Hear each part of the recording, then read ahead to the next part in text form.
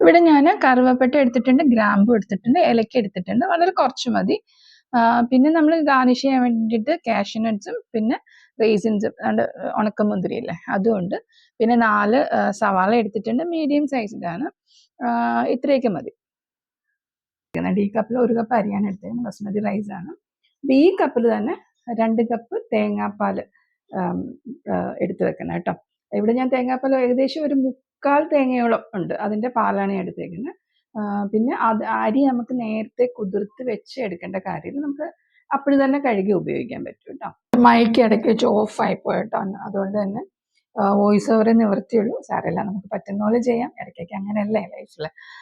നമ്മൾക്ക് എടുത്തു വെച്ചിരിക്കുന്ന ഓനിയൻ ഇല്ല, അതൊരു നേർത്തതായിട്ട് അരിയാണ് കേട്ടോ. കാരണം പകുതി അതിൽ നമുക്ക് വറുക്കാനുള്ളതാണ്, പകുതി നമ്മൾ നമ്മുടെ ചോറിലിടാനുള്ളതാണ്. നമ്മളൊരു പാൻ വെച്ചിട്ട് അതിൽ 1 ടേബിൾ സ്പൂൺ നെയ്യ് ഒഴിച്ചു കൊടുക്കുന്നു.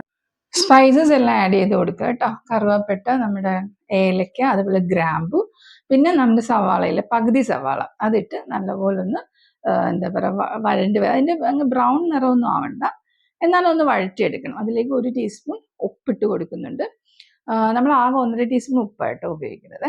എന്നിട്ട് വേറൊരു പാനിൽ നമുക്ക് നമ്മുടെ പകുതി സവാള വറക്കാൻ വെക്കാം. കുറച്ച് എണ്ണ ഒഴിച്ചിട്ട്, വറക്കാൻ എല്ലാവർക്കും അറിയാമായിരിക്കുമല്ലോ.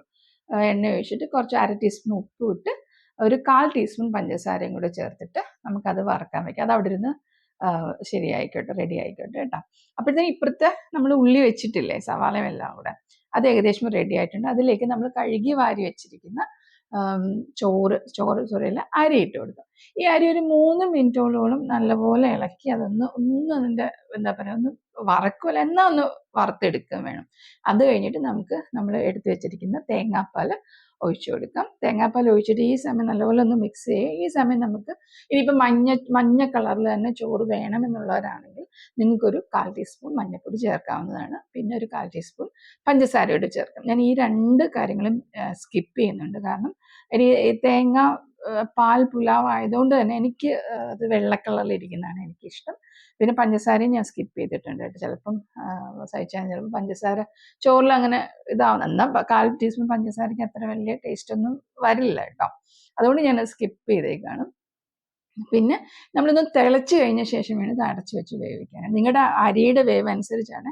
എനിക്കൊരു 10 to 15 മിനിറ്റ്സ് ആയപ്പോൾ തന്നെ എനിക്കൊരു 3/4 വേവ് ആയിട്ടുണ്ടായിരുന്നു. അതിനുശേഷം ഞാനൊരു 1/4 കപ്പ് വെള്ളം കൂടെ ഇതിൽ ഒഴിച്ചു കൊടുക്കുന്നുണ്ട് കേട്ടോ. അത് ഞാൻ പറഞ്ഞതുപോലെ തന്നെ നിങ്ങളുടെ അരിയുടെ വേവ് അനുസരിച്ച് നിങ്ങൾക്കത് പാകപ്പെടുത്താവുന്നതാണ്.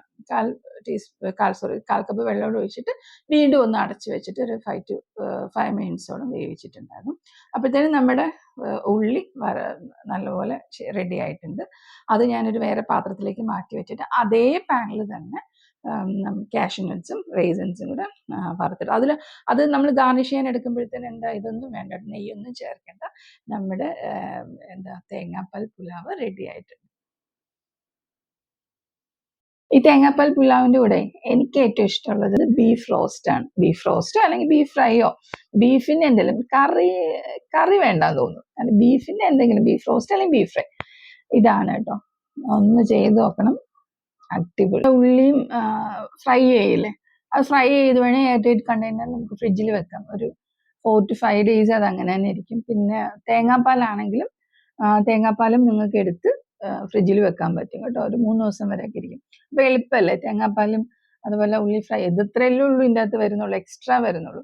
ഇതൊക്കെ നമ്മൾ നേരത്തെ ഫ്രിഡ്ജിൽ എടുത്ത് വെച്ച് കഴിഞ്ഞാൽ അന്ന് രാവിലെ കുഞ്ഞുങ്ങൾ സ്കൂളിൽ പോകുന്ന അന്ന് രാവിലെ നമുക്കിത് ഉണ്ടാക്കി കൊടുത്താൽ, അല്ലെങ്കിൽ ആരെങ്കിലും വരുന്ന ദിവസം നമുക്ക് ചെയ്ത് വെക്കാൻ പറ്റുന്ന ഒരു റൈസാണ്. അപ്പം എല്ലാവരും ട്രൈ ചെയ്യണം. എന്താ പറയുക, ലൈക്ക് ചെയ്യണം, കമൻറ്റ് ചെയ്യണം, വീഡിയോസ് ഷെയർ ചെയ്യണം. ഇനിയും റെസിപ്പി ആയിട്ട് ഇനി വരും ദിവസങ്ങളിൽ കാണാം. അപ്പോൾ ടാറ്റ.